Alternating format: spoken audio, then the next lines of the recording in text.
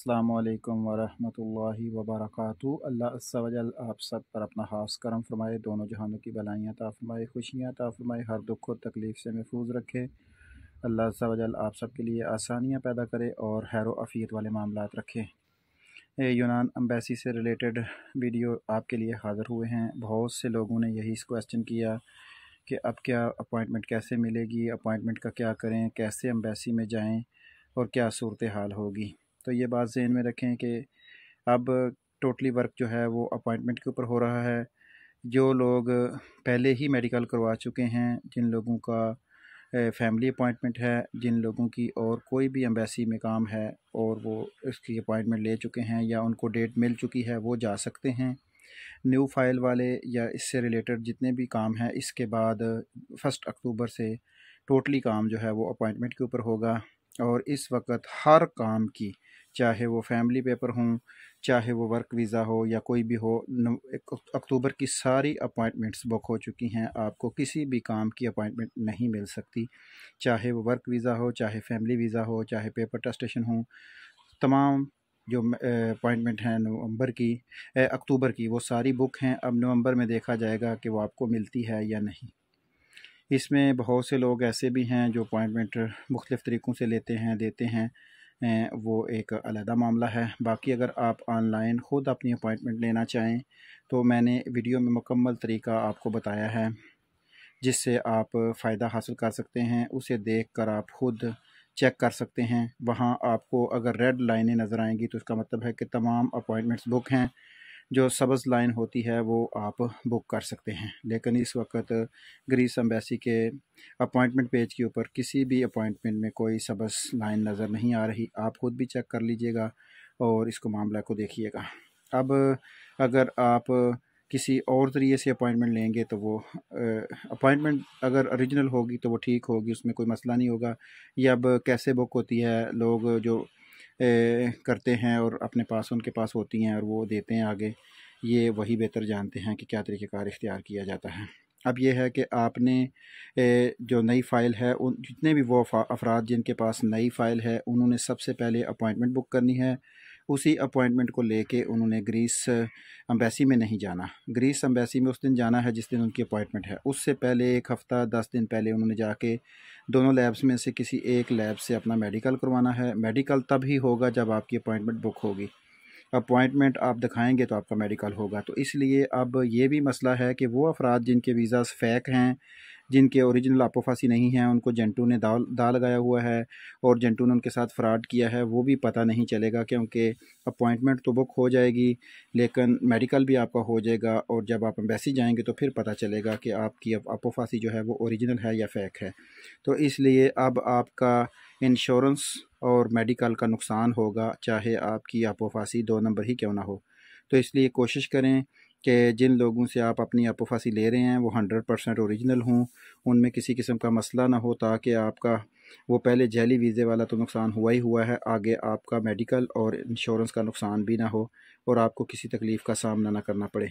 तो इससे भी आप बचें। इससे आप उसी सूरत में बच सकते हैं कि जिस बंदे ने आपको वीज़ा भेजा है उसे कहें कि वो आपको साथ कॉन्ट्रैक्ट लेटर भी भेजे और कॉन्ट्रैक्ट लेटर के ऊपर आप मोहर चेक करें, साइन चेक करें, डेट चेक करें और ये सारी चीज़ें देखें कि उसमें कहीं कट आउट तो नहीं हुआ, कहीं उसने किसी और तरीके से तो नहीं किया कि ऊपर कट करके कंप्यूटर से आपका नाम लिख दिया है। इसको पूरे गौर से देखेंगे तो आपको सारी हकीकत समझ आ जाएगी, ताकि आप अपने नुकसान को बचा सकें और आपका नुकसान ना हो।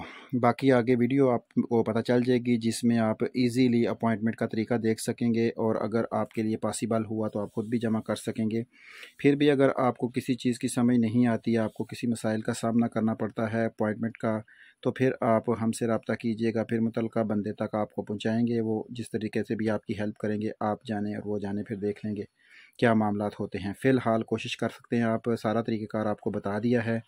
इससे अगर आपकी समझ में कोई चीज़ आ गई तो उससे आप फ़ायदा हासिल कर सकते हैं। सिर्फ़ यही आपने एहतियात करनी है कि आपका अब वर्क परमिट जो है वो जैली ना हो, ताकि आप नुकसान ना उठाना पड़ जाए आपको, क्योंकि अब पता नहीं चलेगा। आगे तो ये होता था कि आप मेडिकल के लिए जाते थे एम्बेसी में तो वो आपको बता देते कि आपके पेपर फ़ेक हैं, आपकी अभी फ़ाइल ही नहीं आई हुई, तो आप वापस चले जाएँ, तो वो आपको बता देते थे। लेकिन अब मेडिकल करवा के लेके जाना है तो इसमें ये बड़ी परेशानी का सामना करना पड़ेगा। बाकी हमारी अल्लाह पाक से दुआ है कि अल्लाह पाक आपको हर किस्म के फ़राड से महफूज रखे और अल्लाह पाक आपके लिए आसानियाँ पैदा फरमाए। अल्लाह आपके लिए ऐसे मामलात करे कि आप कामयाबी के साथ, इज़्ज़त आबरू के साथ यहाँ आएँ, अपनी रोज़ी कमाएँ, अपने बच्चों का पेट पालें, रिज़्क़ हलाल कमाएँ और आपके लिए आसानियाँ पैदा हों। और सिर्फ़ आपके ही लिए ही नहीं, जो भी बंदे हमारी वीडियो देखते हैं, अल्लाह पाक उन सब के लिए आसानियाँ पैदा फरमाए। अल्लाह ताला उनके तमाम माली, बदनी, ज़हनी परेशानियाँ जो है वो दूर फरमाए और उनको इज़्ज़त को महफूज रखे और अल्लाह पाक उनके ऊपर अपना ख़ास करम फरमाए। अब आप आगे आप वीडियो देख सकते हैं कि अपॉइंटमेंट किस तरह करनी है, तो आप उसको अगर किसी चीज़ की समझ नहीं आती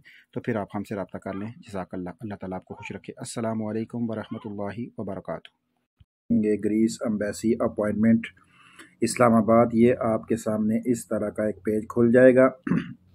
अब आपने क्या करना है कि आपने इसके ऊपर क्लिक करते हैं तो ये आपके सामने आ गया है ग्रीस की ये वर्क वीज़ा है, apply for the national work visa.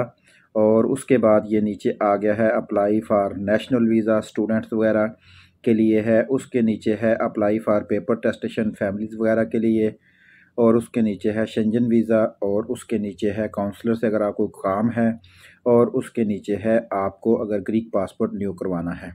अब हम इसके ऊपर देखते हैं कि आपका जो भी काम है उसके ऊपर आपने क्लिक करनी है। मिसाल के तौर पर आपका काम है कि आपने नेशनल वर्क परमिट वीज़ा, ये जो वैसे वीज़े यूनान से जा रहे हैं तो इसके लिए आपको अपॉइंटमेंट चाहिए, तो आप यहाँ पे लिखेंगे बुक नो के ऊपर। जब आपने क्लिक किया तो आपको नज़र आ रहा है कि सितंबर के महीने में सिर्फ 30 दिन जो तारीख है उसकी अपॉइंटमेंट ओपन है। लेकिन उसमें आप जब उसके ऊपर क्लिक करते हैं तो आप देखते हैं कि तमाम अपॉइंटमेंट्स बुक हैं, बिल्कुल कोई दिन खाली नहीं है।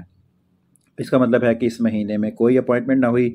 अब आप जाते हैं अगले महीने में, तो अगला महीना आ जाता है अक्टूबर। अक्टूबर में आपको ये लाइनें सारी नज़र आ चुकी हैं। इसका मतलब है कि ये भी सारा महीना बुक हो चुका है, एक भी अपॉइंटमेंट खाली नहीं है। अब जब आप जाते हैं नवंबर में, तो नवंबर में आप देखते हैं कि अभी तक उन्होंने कोई अपॉइंटमेंट ओपन नहीं की। जब वो अपॉइंटमेंट ओपन करेंगे तो यहाँ आपको शो होगा, तो फिर आपको पता चलेगा कि अपॉइंटमेंट ओपन हुई है। इसका मतलब ये हुआ कि ग्रीस वर्क परमिट के वीज़े के लिए इस वक्त तक अभी तक कोई भी अपॉइंटमेंट जो है वो ओपन नहीं है। आपको अपॉइंटमेंट ना इस महीने की मिलेगी और ना अगले की। इसी तरह हम क्लिक कर लेते हैं। इस वक्त जो सबसे ज़्यादा मेन प्रॉब्लम्स आ रही है वो है फैमिली पेपर्स टेस्टेशन के लिए। फैमिली पेपर्स के लिए हम यहाँ पे क्लिक करते हैं तो इस महीने में बिल्कुल नवंबर में भी आपको कोई चीज़ नज़र नहीं आ रही। अगर आप पीछे आ जाएं, अक्टूबर में आएँ तो ये सारा महीना ये भी बुक है, आपको कोई अपॉइंटमेंट नज़र नहीं आ गई। 3 बंदे जो हैं, पहले उन्हें एक बंदा डेली का हैंडल करते थे, अब वो 3 बंदे हैंडल करते हैं। हर दिन में 11, 10 और 10:30 बजे की अपॉइंटमेंट्स बुक हैं, कोई भी अपॉइंटमेंट खाली नहीं है। अक्टूबर में भी नहीं है, सितंबर में भी नहीं है और नवंबर के महीने में अब पता चलेगा कि आपको कोई अपॉइंटमेंट मिलती है कि नहीं। यही मसाइल हैं। इसी तरह ये आपको जिस चीज़ की अपॉइंटमेंट चाहिए वो यहाँ से आप बुक कर सकते हैं।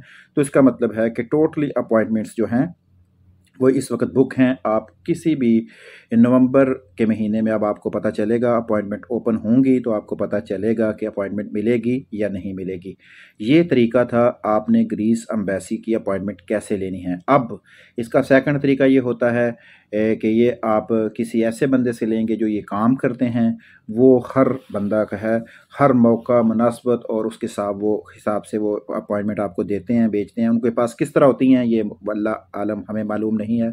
अल्लाह जानता है कि वो किस तरह करते हैं और किस तरह होता है कि वो आपको अपॉइंटमेंट ले देते हैं। तो ये एक तरीका है जिससे आप खुद अपॉइंटमेंट करेंगे। अगर आपको खुद नहीं होती तो फिर आप जो है वो अपॉइंटमेंट कहीं से लेंगे। और इसमें मुख्तलिफ़ ज़राए होते हैं, मुख्तलिफ़ तरीके होते हैं। अगर आपको किसी चीज़ की समझ नहीं आती, आपको अपॉइंटमेंट लेने का तरीके का पता नहीं चलता, आपको मुश्किलात का सामना करना पड़ता है, तो फिर आप हमसे भी रब्ता करते हैं। जहाँ तक हो सका हम आपकी हेल्प करने की कोशिश करेंगे। इंशाल्लाह ये चीज़ें जो हैं ये आपने ज़हन में बैठा लेनी है। तरीक़ेकार आपको वीडियो में बता दिया है, बाकी तफ़सील जो है इंशाल्लाह वो भी उससे भी आपको आगाह कर दिया जाएगा। जज़ाकल्लाह।